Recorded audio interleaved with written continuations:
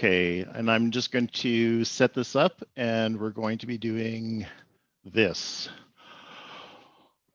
Welcome one and all to Widen Your Gaze Fridays. I'm Luc Bouchard, I'm your host, and Widen Your Gaze Fridays is about being able to have subject matter experts come in and talk about what they do and how they're able to help people get to that next level. It's that idea of 10,000 feet where you just kind of see the bigger picture. And today we have Karen Hodges Miller. I'm hoping I'm saying that right this time. Hodges. Hodges, okay, yeah, there we go again, the learning disability. And her topic today is how to write, publish, and market your book. She has been at this for a long time. She's an ex-journalist. And without further ado, Karen, welcome to Widen Your Gaze. Hi, everyone. I love talking about writing books, and I'm really happy to see so many people here. That is the first part of what I want to tell you all. Obviously, this is a really interesting topic to people because we've got about 50 people on this meeting, and about 2 million people publish a book every year on Amazon. How are you going to raise yourself above the noise of 2 million? The other statistic I want you to remember is that the average book sells 200 copies. That takes you from the person who puts out a book for family and friends to J.K. Rowling and Stephen King and anything in between. The average is 200 copies. So if you've already written a book, and I'm going to guess that some of you here have, if you're somewhere close to 200 copies, you're doing good and you're doing great. But I want to tell you how to do better. I said I was going to break it into 3 pieces. That's writing, publishing, and marketing. The first thing that people think is really hard is writing a book. And it is. I've written 4 of them. Or maybe it's 5. I've lost count. Yeah, it's 5 books. So I mostly write nonfiction, but I did try my hand at fiction just to see if I could do it. I'm average. If you have a story to tell, you want to write it. It's very hard to write a book. It takes a lot longer to write a book. I started out in newspapers where a long column was 1,000 words. And then I, moved to magazines where a long column was 2,000 words. And then books where, you're writing 100,000 or more words. So it's hard to sit down and think about doing something that big. So the first thing you do is you cut up the elephant into small bite-sized pieces. If you want to take notes, and I thought that for something like this, putting things on the screen was probably more technical than I wanted to get. We have enough challenges today without trying to run Zoom screens also. So the first thing I want you to think about when you're writing a book is, who are you writing it for? Who is your target market? And if you have a minute, if you have a piece of paper, I want you to write that down and start thinking about it. I want you to think about it very specifically. If you say, I am writing my book for all women or all men, you're saying you're writing for half the population. That's way too broad. Okay, I'm writing for all women under age 45. All right, we're now at like 1/3 of the population, still very broad. I'm writing for all moms, way too broad. So I am writing for moms of children age 1 to 3, and then we get into specifics. What about it? Who are stay-at-home moms? Okay, now we're starting to get something that is much more of a target. They call it a target market for a reason. You want to hit the target. You don't want to shotgun the target. You want to hit it. So I tell people to draw a picture of who you're writing for. Sit down and picture that person sitting across the table from you. It can be a friend or it can be a fictional composite, but the person is how old? What is their economic income? What do they like to do for fun? What do they do for work? Where are you going to find these people? Your stay-at-home mom, as I took, yeah, you have to have a certain level of income to be a stay-at-home mom. But then where do you go to find them? There are websites where you can find them these days. They're not taking their children out to groups in the pandemic, unfortunately, but there are great groups where you can find these people. So where are you going to find your target market? Because you can't sell to your target market unless you know where to find them. Yes, they're on Amazon, but we want to make sure that they find you on Amazon. So that's the first question. Who are you writing for? I have a question. Yes. Is this just about Amazon, or are you going to talk about other venues you can publish your book in? I will talk about other venues, but this day and age, Amazon is the giant on the block. If you are not on Amazon, and I will tell you why to worry most about Amazon and even ignore some of the other places. Okay, thank you. Okay, so now we know who we're writing it for. The second thing is why are you writing it? What is the one message you want them to take away after they put the book down and they walk away? And this works for fiction and nonfiction. After reading my book, reading this book, I learned X. And can you say that in one sentence? If it takes you a paragraph or more to say this, you want to condense it down. You want to have one really concise reason for writing the book, one takeaway, one theme.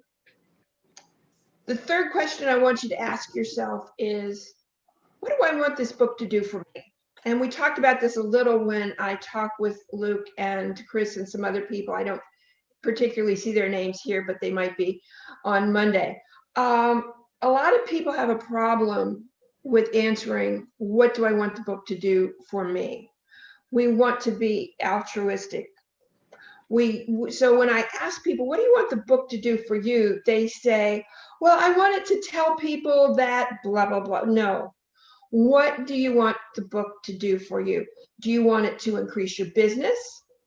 Do you want it to help you be seen as an expert? Do you want to be seen as a great writer of a certain genre so that you can go out and sell more books? Do you want it to bring you speaking engagements? What's your purpose in writing the book for you? If you don't know why you're writing it for you, it's going to never get done. And I do have an author, and she's written 2 books, but she keeps getting over involved with her children. She was going to put out her 3rd book, and every time she writes a book, she sells it. She's literally sold several thousand books. But then she got involved in helping her 17-year-old start a bakery business, which is a wonderful thing that her 17-year-old wants to start a bakery business. But she's 17. When she's 19, is she still going to be doing this? And is the mom going to have sat and wasted 2 years not doing her own book? So make sure that you know why you're doing it for you. That will help you get distracted when all sorts of other things come along, particularly your family. Yeah, back to the theme. As I said, a book is large. Even if it's a small book, it's still a lot of writing. If you're writing a nonfiction book, particularly, I want you to think about breaking it into 10 to 15 chapters. Whatever your subject is, break it up into small pieces. Each chapter has its own mini theme. And your mini theme takes you logically from step A all the way down to step Z, where at the end of the book, they can say, okay, now I understand what this author was trying to tell me. So each chapter should have its own mini theme. The next thing that I find, and it kind of goes with what I mentioned about my one author friend, the next thing I find that people, that sabotages people, is they either don't plan a time to write or they plan an unrealistic amount of time to write. I'm going to write a book. Okay, that's great. I want to get a book published this year. When this year?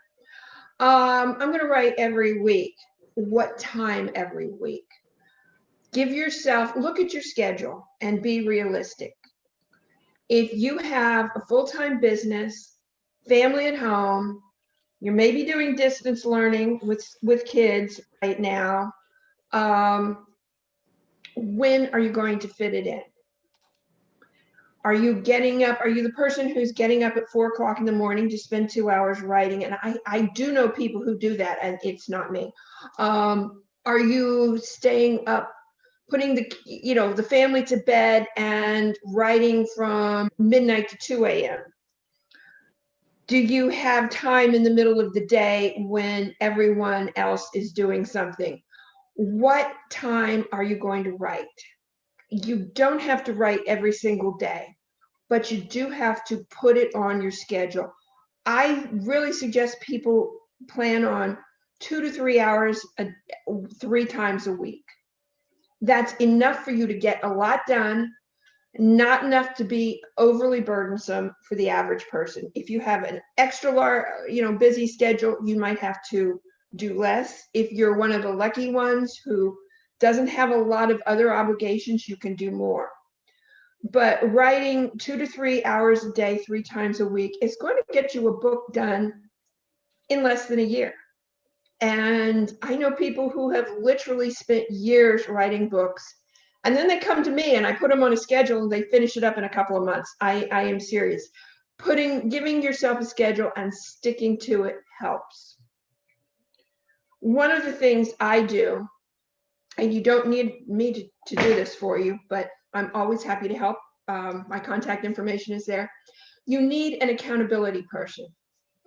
So if you say to yourself, I'm going to write a book, I'm going to spend 3 hours 3 times a week, every week, writing this book, and you don't tell anyone, how often is it going to happen? How many times are other things going to come in the way? So get yourself an accountability person. It would be great if that person either wants to write a book or has some other goal that they're trying to reach so that you can do it together. So this is the first part about structuring your life on how to write a book. And I'm going to stop here, and Luke, if you help me with these questions and how we're going to do that, I'll let you. Yep. So Deborah asked, does this apply to picture books? And this was a while ago. This was like not about your schedule and that kind of stuff. So Deborah, if we're not answering your question, just please unmute and ask it. So. I was just taking down everything she said. I kind of forgot. Okay, I will answer the question you asked. It does apply to picture books. And anyone who thinks a picture book is easy because it has less words, yeah, she's shaking her head. She's done this. If I am writing 100,000 word book and a few sentences aren't perfect, that's okay.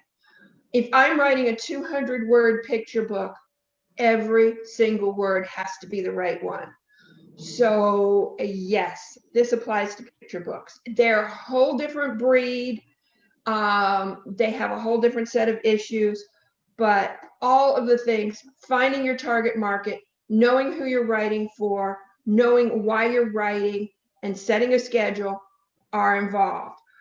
If you're doing any kind of book for anyone under the age of about 14, you have 2 target markets, your reader and the person who's going to buy the book, because the 4-year-old, the 6-year-old is not buying their own book, so you have to appeal to parents. So you would then have 2 target markets. Does that answer that question? Yes, thank you. Good. Our next question is, so you have to have tools that keep you focused, question mark. I get so distracted and spend my writing time doing other things besides writing. So procrastination, not procrastinate. Is that procrastination or is that just writer's block? Yeah, I've been there, done that. I don't know what we call it, but yes. Okay. Number 1, you have to be disciplined. That's why I suggest you get yourself an accountability partner. Find someone who is going to help you. So, every week you can get together and that person's going to say, okay, so what did you do? I want to read that. I want to see that you have written however many pages you were going to write. Now, I'm also going to say that the first thing I do when I start to write, sit down to write, is I play a couple of games of solitaire. This is why I'm telling you to get 3 hours in. I gotta get my mind focused and get it off all of the things that just happened in life, and get your cup of coffee or your glass of wine, get your snack, put it all there, play something short that will relax your mind before you start writing. But have the discipline that you're not going to play 15 games of solitaire, you're going to play 2, and then you're going to start writing. And then you're going to make sure that you write a certain amount. Let's say you're going to write a page, and then you get up and walk around the room. Sitting for 3 hours and staring at the computer is not productive. So, yes, have your snack, preferably with a little caffeine. I am a great believer in chocolate. Chocolate is a wonderful thing for creativity. It's not great for health, but it's great for creativity. But whatever it is that pushes you, that rewards you, you need a reward. You've just done a really hard task. You've written 1 whole page. If that's, I get to stretch, I get to go to the bathroom, whatever, you get a little reward. But you're basically going to spend most of your 3 hours working on your book. I read once it takes 10 minutes to get back to move from one task to another mentally. So that's why I say when you sit down, have something, not checking your emails because that's a distraction, but something that will help clear your mind from wherever you were back to the book. So now you've got no. Pardon? Sorry, it sounds like, and it's really important, is having that routine, getting into it, but doing something continuously about getting you into that, whatever that is for you on that, right? Have a routine, develop the routine, give yourself a lot of rewards. Try not to make them all food rewards, or you will have the same problems I do with weight. But give yourself some kind of reward for writing for 3 hours. Maybe that's when you can go get a little exercise, because trust me, if you've sat and stared at the computer for 3 hours, you need the exercise. If you have a dog, take the dog for a walk, whatever. But make sure that you have a routine that makes you tranquil so that you can focus. I started out writing at a daily newspaper where we had two desks that faced, so you faced a partner, and then behind you was someone else, and your chairs faced each other in a room with about 20 different people. And I had to learn to block out the world. And trust me, it's difficult. If you have to be writing at home in a pandemic with children, it's tough.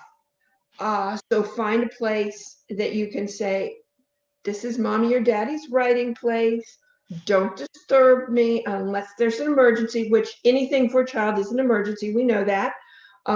Describe to them that, they must be bleeding for it to be an emergency, or the house must be on fire, and they'll still disturb you anyway. But you know, start with the premise, and, you know, when they're 25 and they've left home, they'll get it. But yeah, create the routine, create the spot. It can be a corner of your living room. It can be a comfortable chair. You know, it's great if you have a whole room to yourself. That's wonderful, but a lot of people don't. And yeah, you just have to find a way that you can write. A couple more questions here. So I'm going in the order of the questions. I know that there's a question that people want answered after this one, but why Open Door Publications and not another publisher? Okay, I started Open Door Publications about 15 years ago, and the name is why the name describes why I started it, Open Door. At the time, self-publishing was just coming into fashion, or becoming feasible. Actually, it wasn't even in fashion yet. And there are a lot of people out there whose books have a very small market, and they're never going to attract traditional publishers. I try to work with people in a lot of ways. I try to work with you where you are in your process. If you want to start a book from scratch, I want to write a book and I've never written a book in my life and I want some help, I work with you as a book coach to get that done. If you say, I've written a book and now I need it edited and I don't know how to get it published, I will help you from that point. And then I have the people who say, I've written a book, I've put it up online, and it's not selling. Now what do I do? I work with those people also. So I try to work with people wherever they are in the process. We do publish a certain number of books a year under the Open Door Publications or Can't Put It Down books, which is the fiction imprint name. But we also, and this is becoming more and more often than not, I am now working with someone who wants to publish the book under their own name. They just don't know how to get from manuscript to published work. And I act really more as a consultant for those people. And then the book is published for themselves. You know, it would be Deborah, the publisher, or Luke, the publisher, or Freya, the publisher. And you're the author, you're the publisher. But this is the difference. I tell people there's self-publishing and there's do-it-yourself publishing. I want you to be a self-publisher. I don't want you to be a do-it-yourself publisher. So the difference is a self-publisher understands that they want control of their work. They understand that they're a business person. If you publish a book, you are a business person. You have two products that you're selling. You are selling your book and you're selling yourself. A do-it-yourself publisher thinks that they are going to put up a book on Amazon. It's going to be the next great bestseller, get worldwide attention, and they're not going to have spent a penny. They think that they're going to write the book, edit the book, format the book, proofread the book, draw their own great cover, or use Amazon's cover creator, which has a bunch of stock photos, so it will look like everyone else's standard cover, and handle all the social media, all of the traditional marketing, do all of their PR. If there's anyone here who is an expert at all those things, I want to meet them because I need them. I will hire them. But I won't believe that they really are an expert at those things. So you want to write a book. You can't judge what you've written. You don't know if you've explained something well because you know what you're trying to explain. The goal of a book is to explain it to others. So you need an editor to see if you've really said what you think you've said. You need an editor to make sure that you're saying something that is interesting, that works for people, that they get it, that it has decent grammar. Formatting a book or an ebook so that it looks professional is difficult. I want you to think about getting someone who knows how to make a book look right. I've seen a lot of books, particularly paperback books out there, and they've written it with, they've formatted it with double spaced or 1.5 spaces, not justified on both sides. It's only left-hand justified. It's done in Cambria or Arial, which it's done in everything that screams amateur. You want to make sure that your book looks professional. If it's an ebook only, you want to make sure that you have your links correct. You have linked your chapters. Those are the little things that say this book was done professionally. So I really took off on a whole different tangent and forgot to say, are there any other questions? Lots. Yes, we have lots of questions. So the next one is, and I can't see the person's full name because it's, anyway, can you repeat number 2? Questions asked, what is the takeaway? Also, my struggle is being specific with who is the target audience. Any advice to figure that out? And other people that echo that they would like to hear that also. Okay, who is your target market? I want you to be as specific as possible. Is your target, what sex are they? What age are they? Give it a very specific age range, down to 10 to 15 years. What the book that attracts the 20-year-old is not the book that attracts the 45-year-old. Okay, sometimes in fiction it does, but the target market is the sweet spot. Who are 80% of the people who are going to buy your book? Let's say it's sci-fi. You're writing a science fiction book.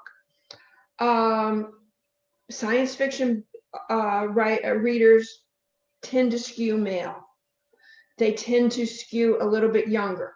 But you can be writing a book that attracts a very young adult group, or you can be writing a book that attracts a little older, more mature group. What is their economic standing? How much money do they have to spend on your book? Where are you going to find them? You're going to find them on social media pages. These days, you're not going to be going down to the comic book store, I hope. We're really going to target social media right now because with the pandemic, I don't want to be encouraging anyone to go anywhere. So we're going to assume that right now, all of your marketing is going to be done online. So what groups will you find them in? Will you find them on Reddit? Will you find them on Tumblr? Are there subgroups? Goodreads is a good place to find people because Goodreads has a lot of different subject matter groups. So you can find them on Goodreads. This is where I usually get feedback from other people and make some other people do work for me. So is there somebody who wants to volunteer to be my guinea pig and answer some questions for me? You're looking for a volunteer to speak up? Yes, I'm looking for a volunteer. Who might do that today? Okay, it looks like Freya put up her hand. All right. Okay, Freya, what kind of book are you writing?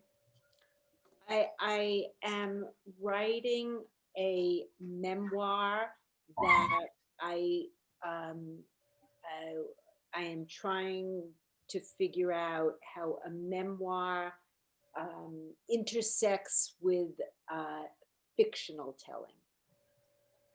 Oh, that's a great question.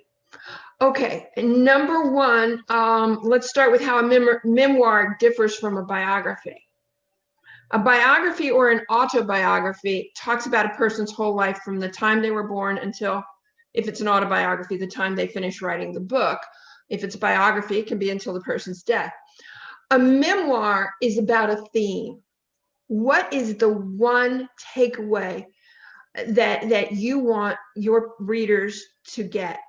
And then only the things in your life that apply to that go in the book. So I'm working with a person right now who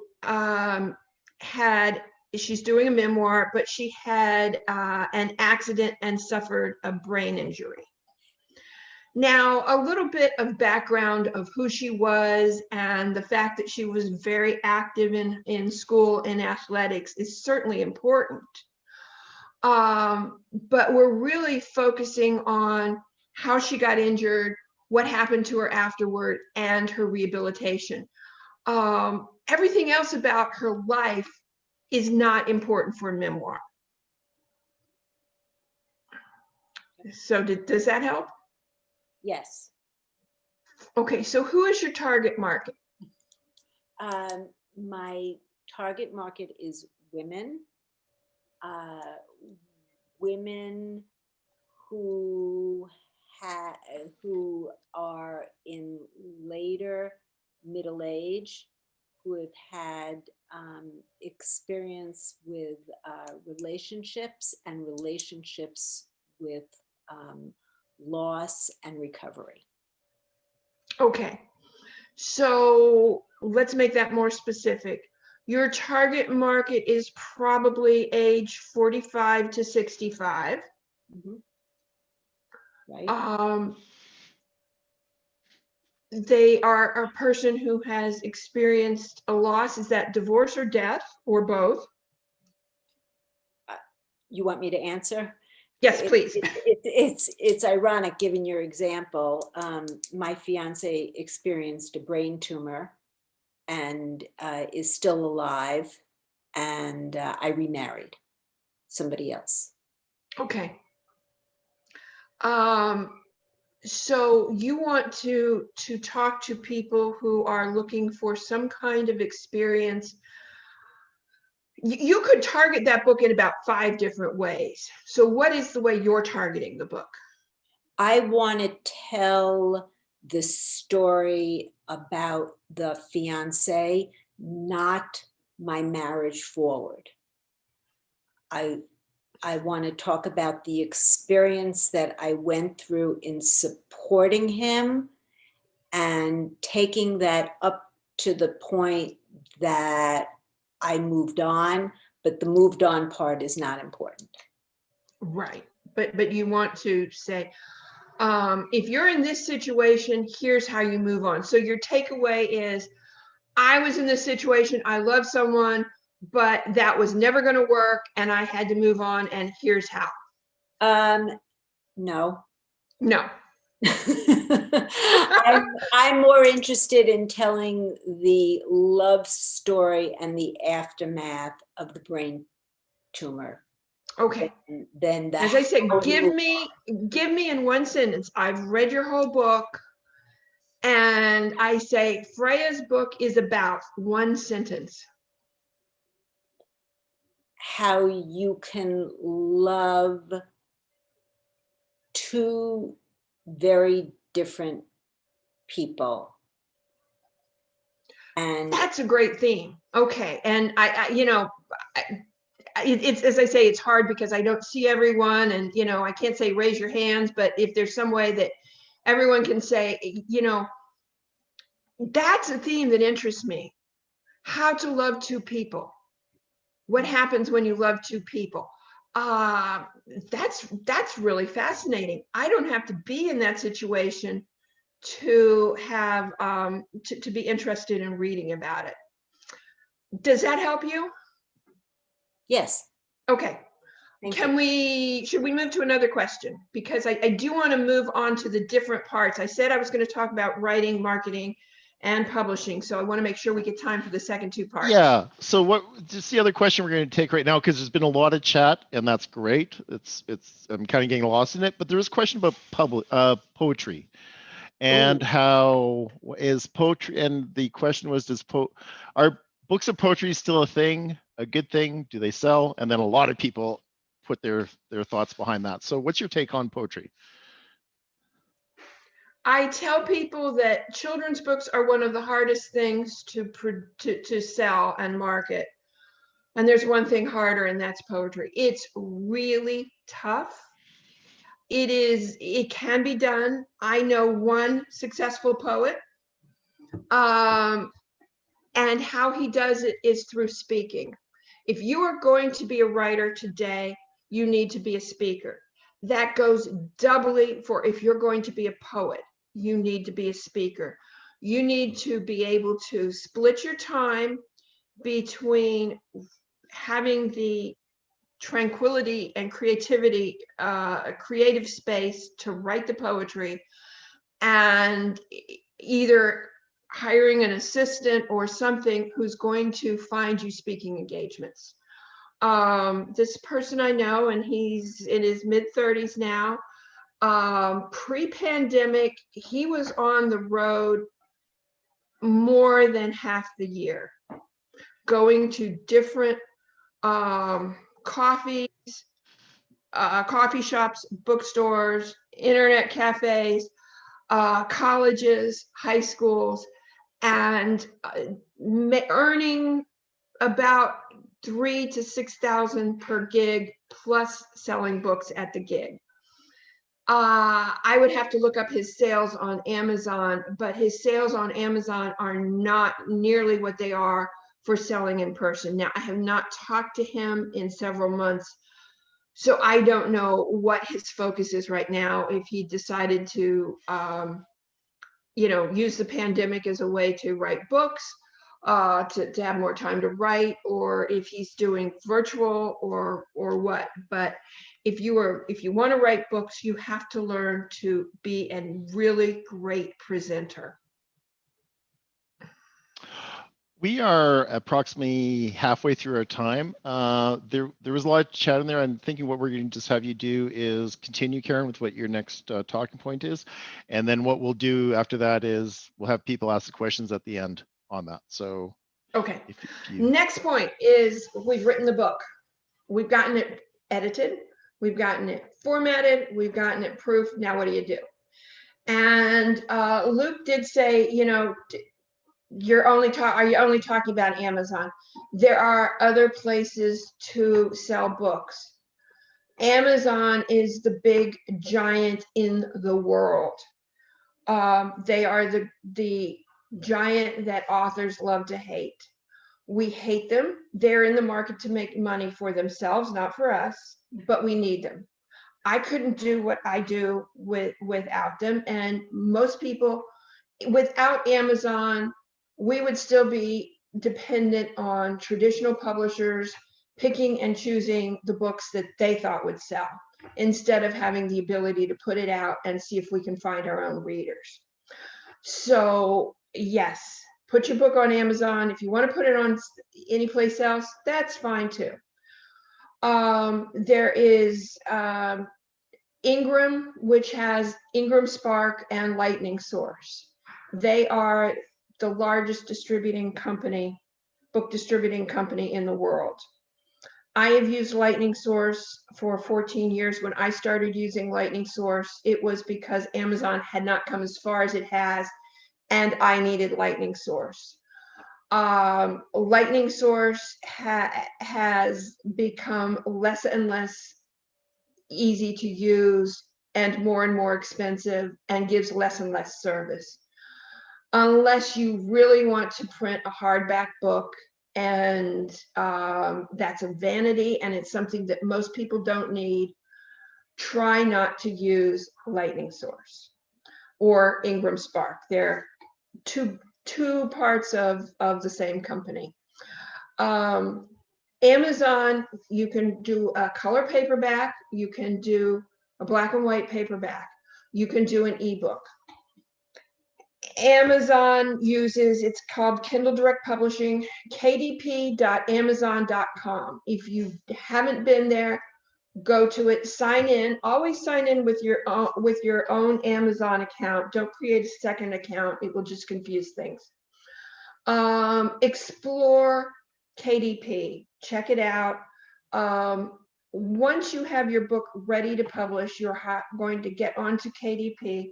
The first thing you're going to need to do is give them your tax information and your bank routing number. And everyone goes, oh my goodness, why am I going to give this giant this information? Because if you sell books, the tax man wants to know about it. Whether you're in Canada or the USA, the tax man wants their share. So you have to give them this information because you want to make royalties. They need your bank account so they can deposit the royalties. You want this. Once you do that, you can put your book on Amazon. It will ask you if you want to use an Amazon ISBN. ISBN stands for International Standard Book Number. It is something, it's the identifier, the 13-digit identifying number and the barcode that is used to find your book. Everyone has to have one. If you're only doing an ebook, you do not need one. If you're doing anything else, you must have one. Do not get your ISBN from Amazon or KDP, Kindle Direct Publishing. Your ISBN identifies the publisher. So if your ISBN has come from Amazon, it identifies Amazon as the publisher, and that can create a lot of problems down the road if your book becomes successful, and it can also keep your book from becoming more successful. You want to go to myidentifiers.com. This is Bowker, B-O-W-K-E-R. This works for both the US and Canada. Go to myidentifiers.com. You can buy one ISBN for about $100 or 10 for about $300. So if you think you're going to write 3 books or 4 books, if you think you're going to write more than 3 books, it makes sense to buy a group of 10 ISBNs. Then you go in and you start filling that out, and that is kind of complex, and if you need help with that, that's where you call me. But that's where you want to get your ISBN. The next thing is when you're setting your book up is the cover. You want to have a great cover. Cover Creator on Amazon gives you access to stock photos. If you're a really great graphic artist, you could probably do something with Cover Creator. I know my abilities. If I had to even just use stock photos, a cover that I created would look terrible. If I didn't have to use stock photos, it would just be stick figures. Spend the money on a graphic artist. If you want to know some graphic artists, call me, write me. I will get you some recommendations. Your cover is very important. People do judge your book by your cover. And I see Deborah in the middle. She's in the middle of my page and she's nodding her head. She knows. I should switch so I can see other people. I'm going to look at some other people for a while. Oh, you're not on. I can't see you. None of you are looking at me. These are the people who are actually on the screen. Okay, so the third thing you want to do is create some really interesting copy. Now, copy is the professional writer's word for whatever it is you're writing. And I explained on Monday, there really is a reason why we call it copy, but you need an interesting 2 to 5 paragraphs to sell your book. This is writing to market. You also these days want to write with keywords. Amazon allows you 7 keywords. Finding your keywords is an entire 2 or 3 hours to discuss. So I'm just going to say you're going to spend some time thinking about how you would search for your book and talk to other people that you know and say, if I were writing a memoir, if I were searching on Amazon for a memoir about love and loving two people, what are the search words I would use? And talk to others about them. There are different websites that will help you find search words also. But your search words are basically what other people would think of when to type in and find a book like yours. Then you upload it to Amazon. You get your cover on. You deal with all of the questions that they ask you and all the times they reject you, and you make the little tweaks that they require. Sometimes it goes through. You ever notice that something goes through right away and it's wonderful, or you have all sorts of little problems? That's dealing with KDP. Your book goes up, everything's smooth, great. The next one, they'll be like, yeah, your border's wrong. You have to change your border. And, you know, it can be very frustrating. But if you're doing an ebook, they say it takes 72 hours. I have mostly seen ebooks go up within 1 to 5 hours. So if you put a book up, if you put a book up, it should be up almost immediately. Amazon allows you to do a pre-sale for ebooks. It does not allow you to do a pre-sale for paper books. As soon as you approve it, it's up for sale. So make sure that you are ready. That's some of the basics. Again, the technical stuff of dealing with Amazon, there's nothing difficult about it. It's just, I just call Amazon Byzantine. The KDP website, it doesn't put anything in a way that I think makes sense. And I haven't ever talked to many people who think it makes sense. So Luke, are there questions on getting your book published?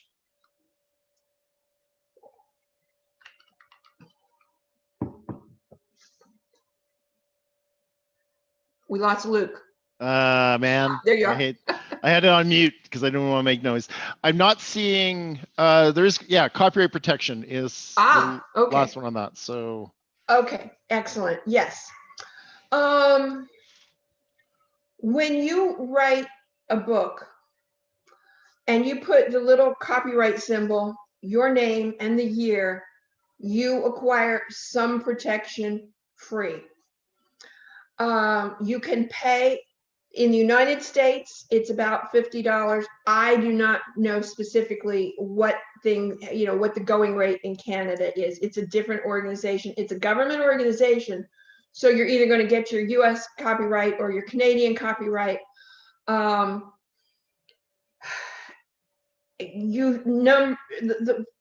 first thing to remember is that the copyright is for the final product. I have people who send me a manuscript that has not been completed, and they say, well, I've already spent $50, $75 and gotten it copyrighted. Great, you just wasted money because you're going to have to spend that again. The copyright is for the final book, including the cover, any kind of interior graphics, any work like that, all of the words. You're copywriting the entire product. Don't do it beforehand. If you are sending this out to an editor, an agent, a publisher, put the copyright symbol on your manuscript for protection, but don't spend the money. If you think that you have a book that someone is going to steal, go ahead and get it copyrighted. Go through the process with the government copyright office. I have talked to one person in 15 years who had a copyright case where someone actually took their book and stole it. And I talk to dozens of writers weekly. So it's, everyone's take, and I'm going to go back to Freya because she was kind enough to volunteer. Freya's writing a memoir. It's about her life. It would be hard for someone else to steal that and write the same story. If you're writing fiction, yes, someone can steal it and write the same story, but you're copywriting, again, the entire book, you're not copywriting an idea. So understand that there are a lot of books out there with similar things. That's why we have genres. Everything in a genre has a similar theme. So you're copywriting the final product. Did that help? Are we moving on? Luke. help. Okay, we are moving on. It's the mute. It's not working when I need it to. So okay. So I'm gonna. Someone's asking for your contact information. I'm gonna put that in the chat right away. Please do. And Yes. yeah. And quote. And I'm just looking If there's back. anyone who wants to be on my newsletter, if you know, they can go to www.opendoorpublications.com, sign up for my newsletter, or they can shoot me an email that you're going to put in the chat. Yeah. So is another question here, is Open Door Publications also open to publishing textbooks or books about specific technology or disciplines, i.e. basics of software development? Open Door Publications would not publish the book, but I can find you people to help you get it published. And that's a case where I know people, and I know people who can help you with that subject, but that's way too technical for the type of things that we publish. But that's where I would act as a consultant and maybe try and refer you to people who could help. And I'm also going to say right now, a lot of you may know this, but you can actually save the chat by the three bottoms at the bottom of the chat. And that's how you can retain that. You just have to have it saved to your computer if you want to save that before we sign off, because you won't get it if you don't ask that before that. Other questions we have here. I think I missed some, but can an Amazon book be picked up by a publishing house, or does Amazon own it? That is, yes, it can happen. Okay, this is why, number one,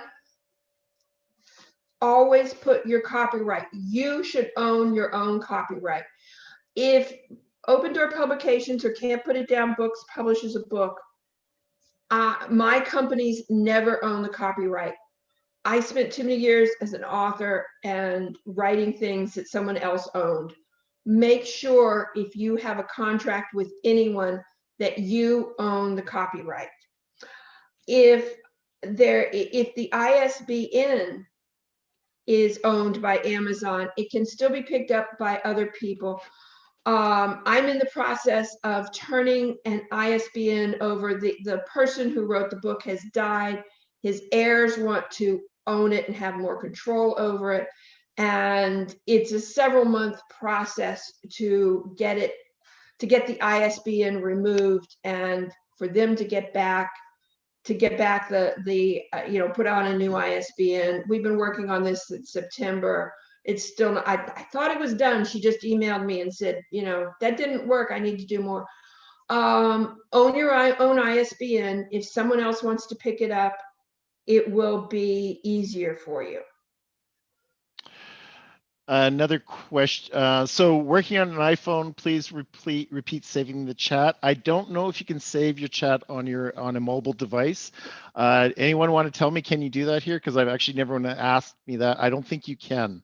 I know you can't download documents that are in the chat, but I don't think you're able to. Sylvie, if you could email to me and I could send you the chat, but you still won't have access to that. So we'll have to figure that out at the end.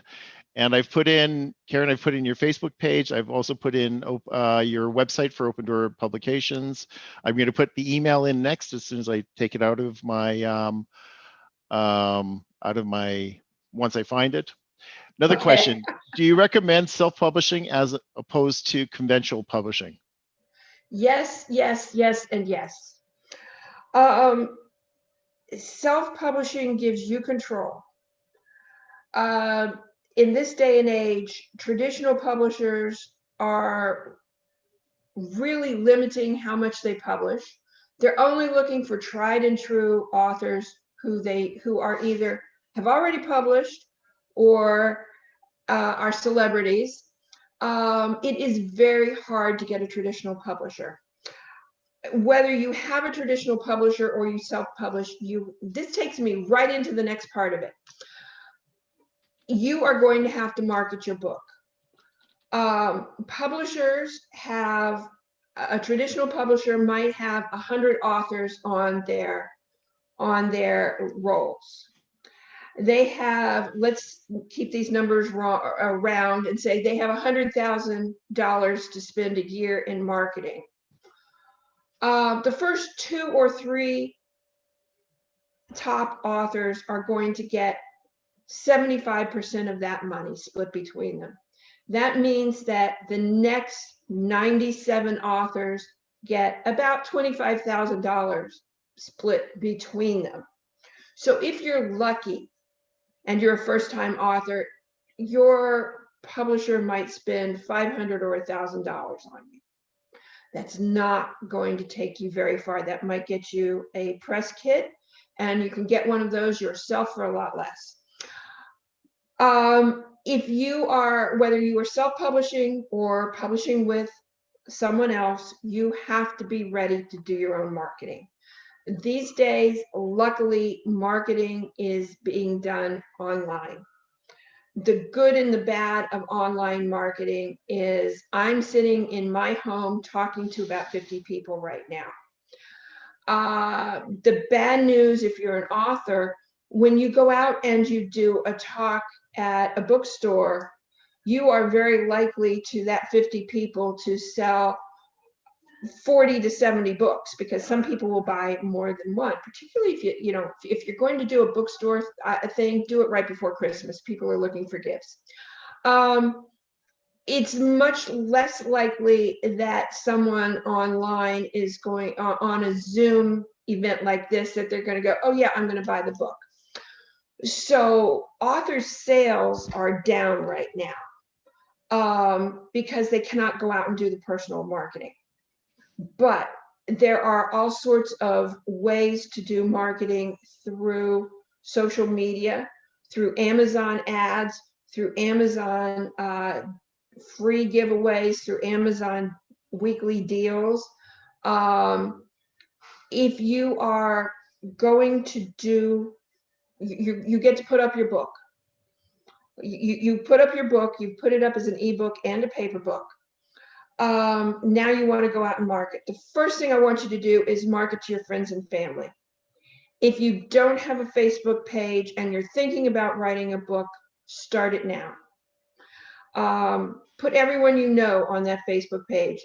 Start it as an author page. Make it clear that you're there to write a book and to market. And please, please, please don't put anything controversial on it. You're there to market your work. You are there to sell your work. You are there to talk about your subject matter. So Reddit, Tumblr, Facebook, Twitter, Instagram, Pinterest, all of these places are where you should be on social media. Some of these places. Nobody can do 7 or 8 social media sites well. So pick 2 to 3 that you're interested in. And this goes back to what I said when you've identified your target market. If your market is women of a certain age, check out Pinterest. That's where they're going to be. If your market is sci-fi, you're probably going to do better on Reddit and Tumblr. Figure out your market, figure out which social media you like, and find out where they are. Yeah, then you be there too.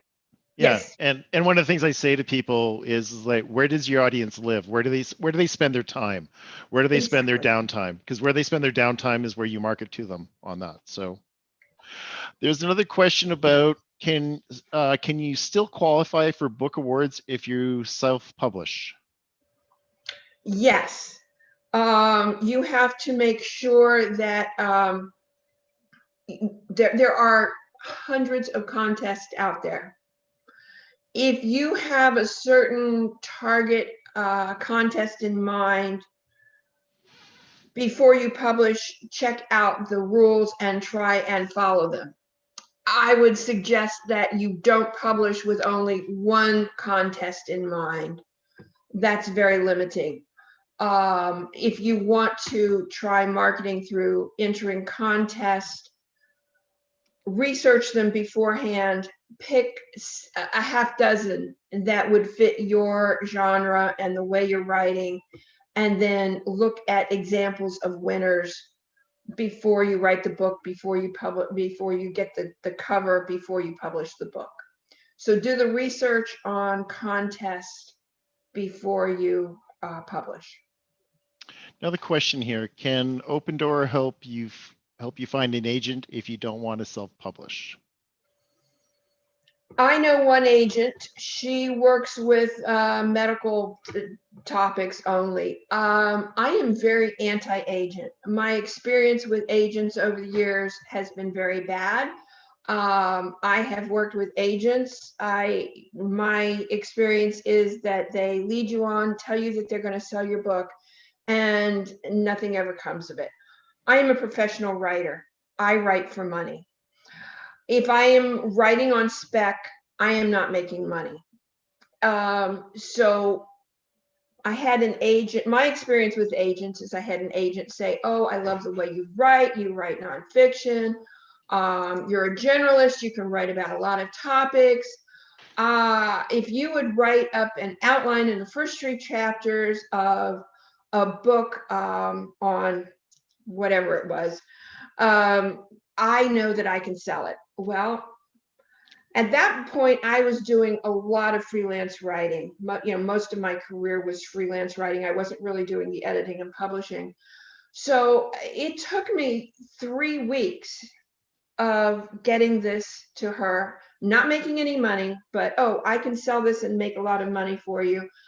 But while I was spending all of my days writing this book, I wasn't promoting myself to other editors, and I wasn't writing things that were making me money. So she sent it out, and 2 or 3 publishers are interested. I'm really excited. "Well, so-and-so is interested. They just want to see another chapter." Okay, so I spend another week not making money, writing another chapter on spec. "Oh, yeah, they really love this, but it needs a new angle. Can you rewrite it?" Well, this went on for 6 months, and every time she came back with someone who was just wanted this little tweak that took me a week to do, I wasn't making money. So that's one of the reasons I started Open Door Publications, to get away from agents and help other people not need an agent. So yeah, I really don't know them and I don't like them. Okay, any other questions here? Luke, where are Sorry, you? I'm right here. I got a call from my ex-wife. My children are with her. I just need to make sure that my kids are okay. I apologize for that. And well, I don't apologize, but anyway, what's the preferred social media platform to market children's picture books?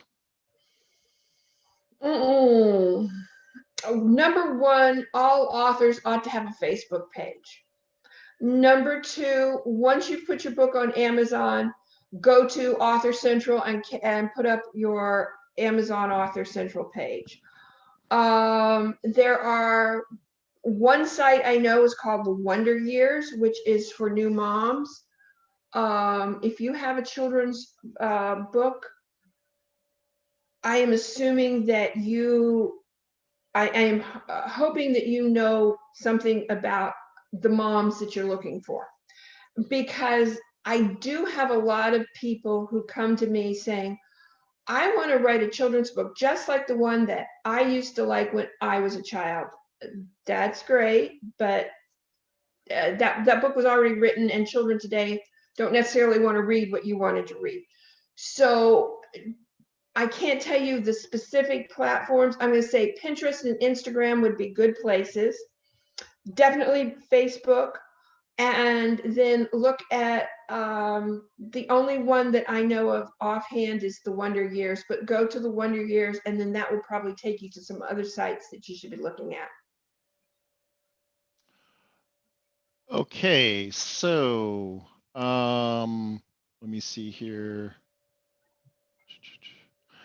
What if my existing brand is on my personal social media page? Do I create a separate one and keep the existing and incorporate the book and marketing there? Okay, can you say that again? I didn't. I'll try that. What if my existing brand is on my Great. personal social media page? Do we create a separate one or keep the existing and incorporate the book marketing there? Oh, that's a really good question. I hadn't understood the word brand. That was what was confusing me. There's a lot of questions that come out of that. If your book is about your current brand, yes.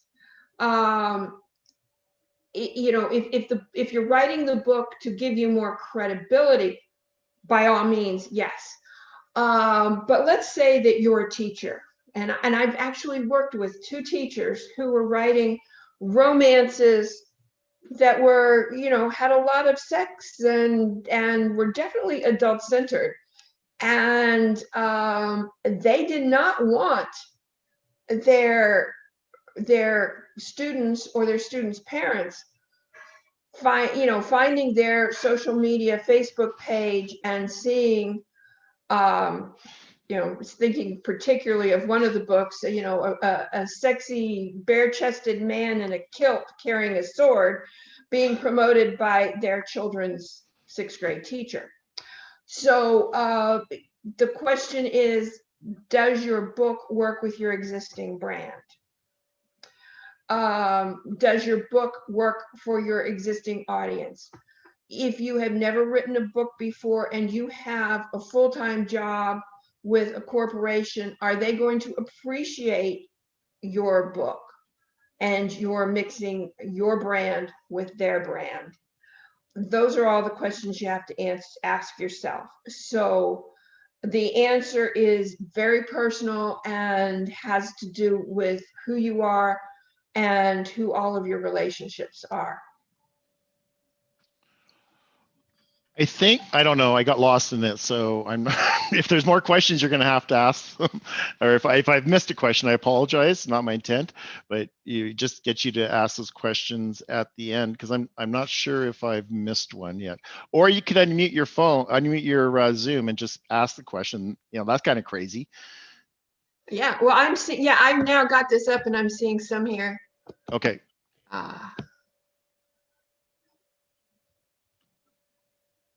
And we're about. What's the relationship between what you say, show, and do on your social media page and what you're saying in your books? That's sort of the question that was asked before, but it's a little different. Unless you are a person who is very fearless in this day and age, you have to, if you're going to write a book, stay away from controversy.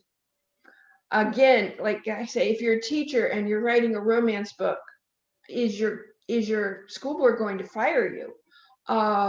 If you're writing a book that has any kind of political opinion, are you going to get involved in cancel culture? I'm not going to say anything about any particular sides of any issue. Just right now, no matter what side you're on, there's somebody out there who doesn't like it. So be very careful these days, and keep your personal life private and your brand life out there.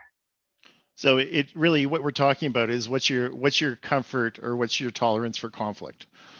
What's your tolerance for conflict? And there's people who thrive on it. I'm not one of them, but yeah, you have to be very careful these days. And everyone's ready to take offense at every stupid thing. So try to, how can you be totally inoffensive and still make an impression on people? That's the problem today. Right. Were there any questions that I missed that people didn't get asked? So again, just unmute or put it in the. I see. Doesn't controversy sell books? Yes, sometimes. And these days, you like I said, you have to decide what you're writing. Do you want it to be controversial? If you're writing a children's book, no, controversy is not going to sell your book. If you are writing a political book, sure. So who are you? Who's your target audience? Why are you writing the book? And what's your personal comfort level? What do you think about critique groups, writing groups? They are, okay. Well, there's two things I was thinking first about book groups. Critique groups are great. However, I will tell you, I always tell people to keep your critiquers, whether you call them a critique group or a beta group is what one of my authors calls it, keep it small. Every person you ask will give you two opinions. Right. So if you have 10 people critiquing your book, you now have at least 20 opinions. Most of them will conflict, and you will go crazy trying to satisfy everyone. But how do you So- decide that before you present it? Like if I was to present it to you, you want it to be as good as possible before you get to that stage. So Yes. how do you work into that? What group? What do you recommend? Because doing I families think- and friends, they all love it. So you want to go from that to objective people. Right.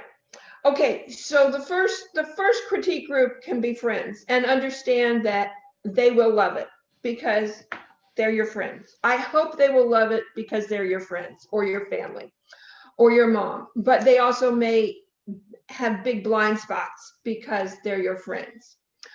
There are groups, there are writing groups where you can have opinions of people with more or less experience. When you join them, there's no one right answer, but you have to find out who they are before you trust their opinion, because there's a lot of people out there who think they're great writers who aren't. When you get ready to really seriously market the book, you should create your creative critique circle. No more than 5 people.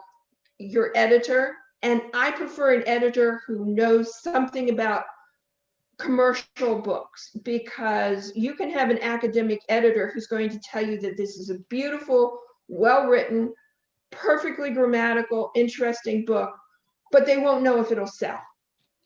So an editor who has some kind of idea of what is out there that will sell.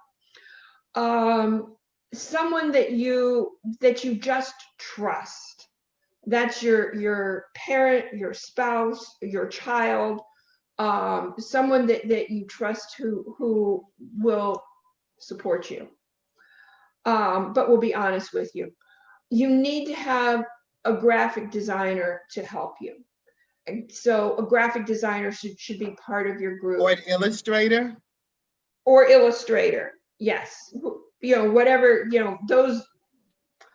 those two usually go hand in hand. Some illustrators are not graphic designers, some graphic designers are not illustrators, but whichever one Can you're you using. talk about whether later on, do you own the rights to the pictures if you hire an illustrator?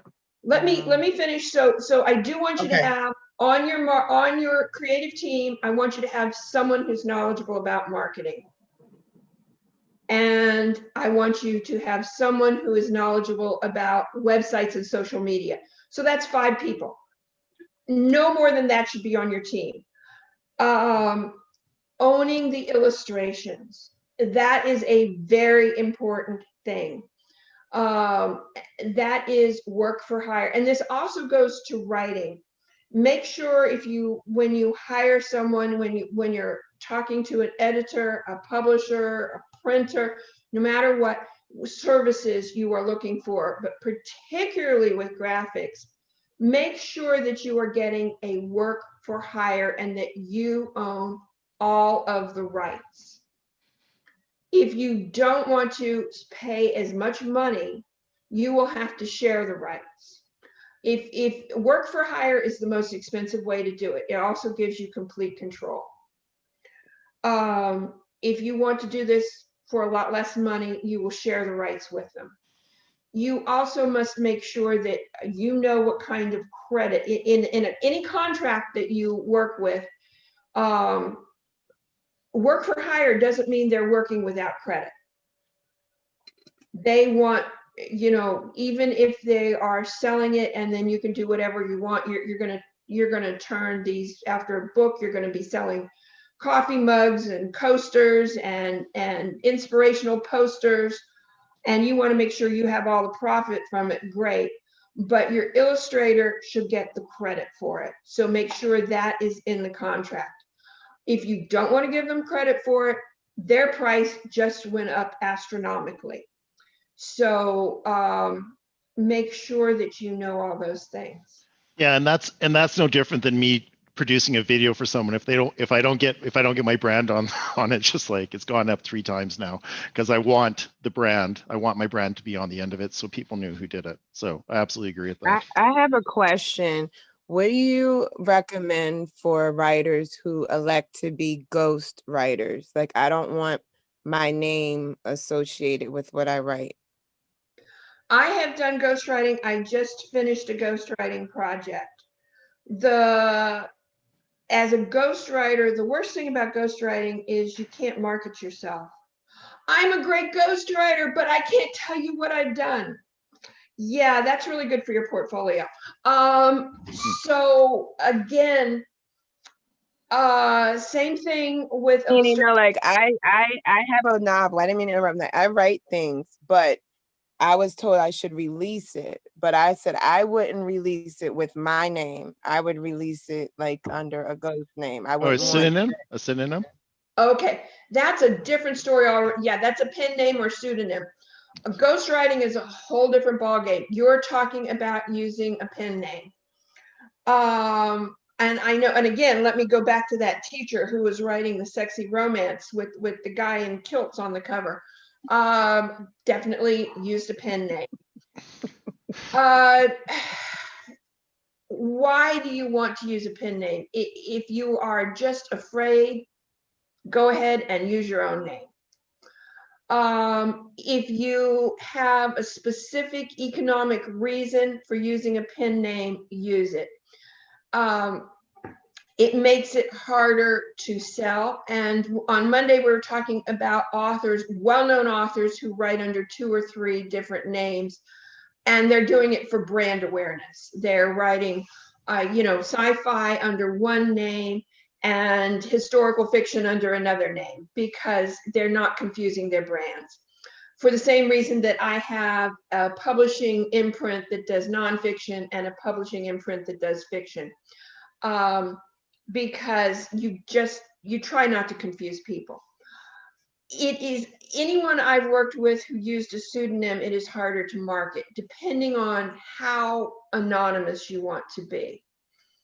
When you go to get publicity, what's the first thing people ask you? Well, where are you from? What's your background? Tell me how you started writing. If you can't answer any of those things because you're in witness protection, it's going to be real hard to market your book. So you've got to weigh how anonymous you need to be for your own self versus how much easier it is to market. And if you want to tell your friends and family, I just wrote this book and I want you to buy it, but you have to go look for Jane Smith, it's going to be a little harder for them to find the book. So we are at, was that was helpful? Oh, it was way helpful. Thank you. I'm just going to use my name. Great decision. So there's 2 more questions that I can tell, and we're also about 6 minutes to the bottom of the hour. Mary asks, how important are recommendations by other authors, typically put in the first part of any book? Very important. And it depends on what type of your book you're writing.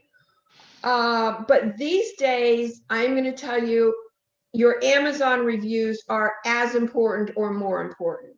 If you are writing a nonfiction book and you can get a referral, a recommendation, a testimonial, whatever we're calling it, from a really well-known professional in your field, yes, you should. Worked with an educator. She was only marketing her book in the New Jersey, Eastern Pennsylvania area. A couple of school superintendents referring, putting testimonials on her book was a really big thing, because she was writing her book because she wanted to be seen as an expert to go out and be giving talks. So for her, the biggest testimonial was from a school superintendent in her area. I'm working with someone who's writing a history book, and he's planning to send it to John Meacham. I don't know if anybody watches MSNBC. He's a very well-known historian who does a lot of commentary and is well-known nationally. Boy, I think it'd be great but that's a lot tougher to get a national person. So it's good, but make sure that every person who buys your book, you ask them to give you an Amazon referral. 10 Amazon referrals are probably just as important, unless you have a national figure. They're just as important as one good testimonial. All right. One more question, I think, then we're going to wrap it up, because I think we got all the questions. How should an author do copyright with a pen name? Copyright owned by a registered business or something else? I would do it by the registered business. When you go to myidentifiers.com and you register your ISBN, you can register, like, I'm Karen Miller. My company is Open Door Publications. Open Door Publications owns my ISBNs. I could copyright my books as Karen Hodges Miller. I could copyright my books through Open Door Publications. Either way is acceptable. If you're using a pen name, create an imprint for your publishing company and copyright under that name. I am not sure, and this, again, I'm talking to people in both United States and Canada, and I don't know the differences between the two. I am not sure that you can copyright under a pen name anywhere. So yeah, but you can copyright under a company name. A follow-up question, what do you mean by imprint of a company? Okay. Open Door Publications is an LLC, licensed limited corporation. So I am a business. That is a business. I publish under Open Door Publications as for nonfiction. I also publish under the imprint Can't Put It Down Books for fiction. Why do I do this? Because as a nonfiction publisher, I have some things, some memoirs and some books by ministers and that have a religious bent to them. And I cannot promote a book, a memoir by a minister next to my sexy guy in the kilt novel. That's just not good branding. My authors won't like it. My readers won't understand it. It's not good business. So the imprint is not a business. It's not even a DBA. It's the name of the publishing company. I worked with an author last year. He's writing a mystery series, and his name is Rick Van Etten. The books are a mystery series, and they have to do with a person who is a hunter. And so he has called his publishing company Proud Point Press because it has to do with a hunting dog, and his logo is a hunting dog. So if you go to look for The Killer in the Woods by Rick Van Etten on Amazon, and I hope you will, and I hope you'll buy it, you will see that his publisher is Proud Point Press. He is Proud Point Press. He is the author. It doesn't show up that way. It gives him more of a professional status. So the other thing is that he can buy 10 ISBNs, and now someone comes to him who also wants to write fiction books that will appeal to people who are interested in mysteries, outdoors, that kind of thing. He can publish other people's books under Proud Point Press. It won't look as good for Rick Van Etten to be publishing Rick Van Etten's books. It just looks more professional. Right. Absolutely. Does that help? And his book is really good and really professional, and I'm pushing him to write book 2. Okay, well, on that note, we are at 90 minutes in, and I just want to thank Karen so much for being here today. Obviously, this is a topic that so many people are interested in by the numbers that showed up today. And so thank you very much, Karen, and I appreciate that. And everyone else that joined us today, thank you. If you're first time on my platform, that is also greatly appreciated. I do professional development, so you can find out some more if you want to get in contact with me, and I'll put my email in, and then we will sign off. So thank you, and I hope you guys have a great weekend. Anyone who wants to contact me, look for my website or email me. That's great. Thank Thanks, you, Donovan. Karen. Thank Thanks. you, everyone. Blessings. Thank you. Bye. Thank you. Have a good weekend. You too. Thanks. Well done. Okay, And bye Karen. now. Thanks. Have a good weekend. Right. Thank you.